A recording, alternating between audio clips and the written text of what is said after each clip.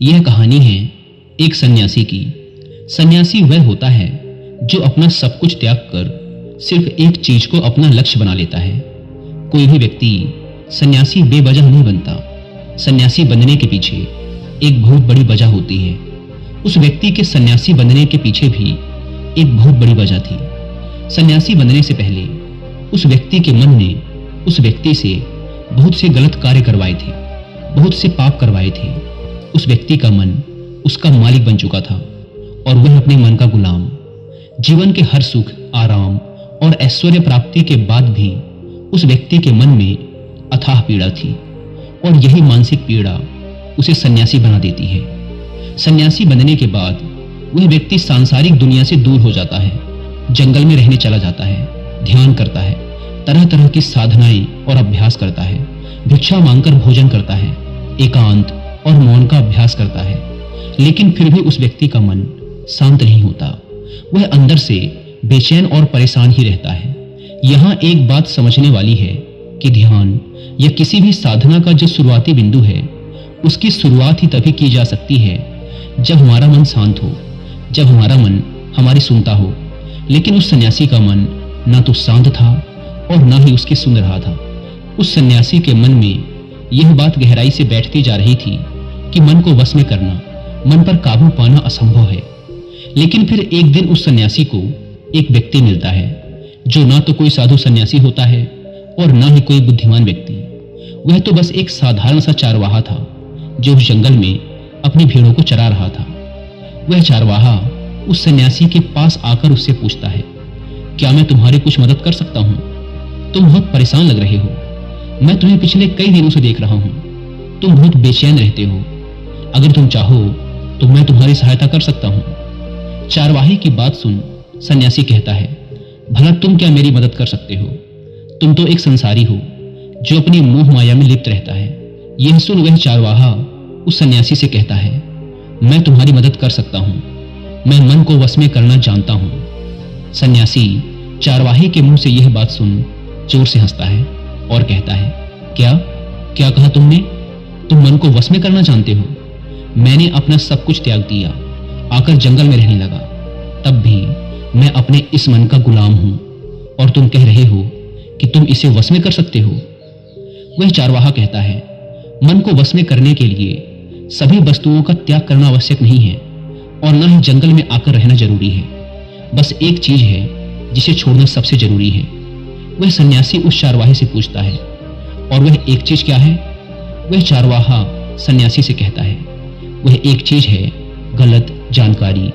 आज तक हमारे भीतर जो भी जानकारी गई है उसी ने हमारे मन का निर्माण किया है। सन्यासी उस चारवाहे से पूछता है, परंतु वो कैसे? वह चारवाहा समझाते हुए कहता है, मान लो तुमने आज तक अपने जीवन में सेब का फल नहीं खाया, तुम्हें सेब के स्वाद के बारे में कुछ भी नहीं पता, तो क्या तुम्हारा मन कभी सेब खाने को कर सकता है? नहीं ना। इसीलिए हमारे मन का निर्माण जानकारी से होता है। वह सन्यासी उस चारवाही की बात से प्रभावित हो जाता है और उससे कहता है, क्या आप इस बारे में मुझे और विस्तार से समझा सकते हैं? वह चारवाहा उस सन्यासी से कहता है, अगर तुम अपने मन को वश में करना चाहते हो तो अब मेरी बातों को ध्यान से सुनना। तुम अपने मन को वश में केवल तभी कर सकते हो जब तुम अपने मन की जड़ों को देख पाओगे। मन का निर्माण जानकारी से होता है और हमारे शरीर में जानकारी के 5 प्रवेश द्वार होते हैं। पहला, आंख। हम अपनी आंखों से जो कुछ भी देखते हैं, अच्छा या बुरा, वो सब हमारे मन की याददाश्त में इकट्ठा होता रहता है। दूसरा, कान। हमारे कान जो कुछ भी सुनते हैं वह भी हमारे मन में बीज के रूप में बो दिया जाता है।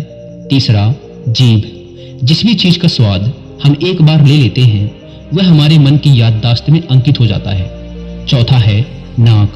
जो भी हम एक बार सूंघ लेते हैं, खुशबू या बदबू, वो सभी हमारे मन में दर्ज हो जाती हैं। और पांचवा है त्वचा। जिस भी चीज को हम एक बार छू लेते हैं, स्पर्श कर लेते हैं, उसकी याददाश्त हमारे मन में कहीं न कहीं अंकित हो जाती है। इन 5 शारीरिक दरवाजों से जो भी जानकारी हमारे अंदर जाती है वह जानकारी बीजों के रूप में जमा हो जाती है और धीरे धीरे वृक्ष बनती है। हमारा मन मिट्टी की तरह है जिसमें बीज बोए जाते हैं और हमारी बुद्धि बीज बोने वाले किसान की तरह है। अगर हमारी बुद्धि गलत जानकारी के बीजों को सही जानकारी के बीज समझकर बो देगी, तो जब भविष्य में वह बीज वृक्ष बनेगा तो वह खराब फल ही देगा। तुम्हारा मन तुम्हारे वश में इसीलिए नहीं है क्योंकि तुमने पहले से ही अपने मन में बहुत सारे गलत बीज बो रखे हैं और अब वो बीज बड़े वृक्ष बन चुके हैं। वह सन्यासी उस चारवाहे से पूछता है, तो अब मुझे क्या करना चाहिए, क्योंकि अब तक तो मैं बहुत सारे गलत बीज बो चुका हूं और जो बोए जा चुके हैं उन्हें वापस निकाल नहीं सकता।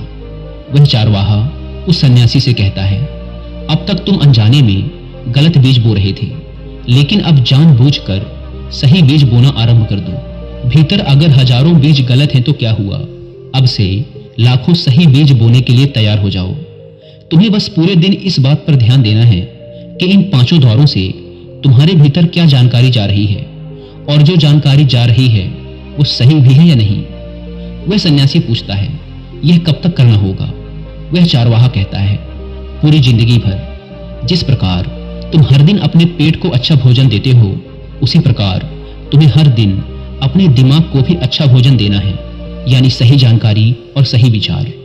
जीवन में हर दिन हर पल तुम्हें सिर्फ दो विकल्प मिलेंगे, जिसमें से एक विकल्प तुम्हारे लिए सही होगा और दूसरा गलत, लेकिन तुम्हें हर बार सही विकल्प का ही चुनाव करना है। हमेशा याद रखना, सही विकल्प का चुनाव करते समय तुम्हारे भीतर पीड़ा पैदा हो सकती है, लेकिन वह पीड़ा सिर्फ कुछ समय ही रहेगी। इसीलिए चाहे तुम्हारे अंदर कितनी भी पीड़ा क्यों न हो, तुम्हें हर बार सही का ही चुनाव करना है। जितनी बार तुम सही चुनोगे उतनी बार तुम अपने अंदर एक सही बीज बोओगे, और जिस दिन तुम्हारे अंदर के सही बीजों की संख्या गलत बीजों की संख्या से अधिक हो जाएगी, उस दिन तुम्हारा मन तुम्हारे बस में होगा। लेकिन उस दिन के लिए आज से, अभी से अपना प्रयास जारी रखना होगा। वह सन्यासी तो उस चरवाहे की बात को समझ जाता है, लेकिन क्या आप समझ पाए?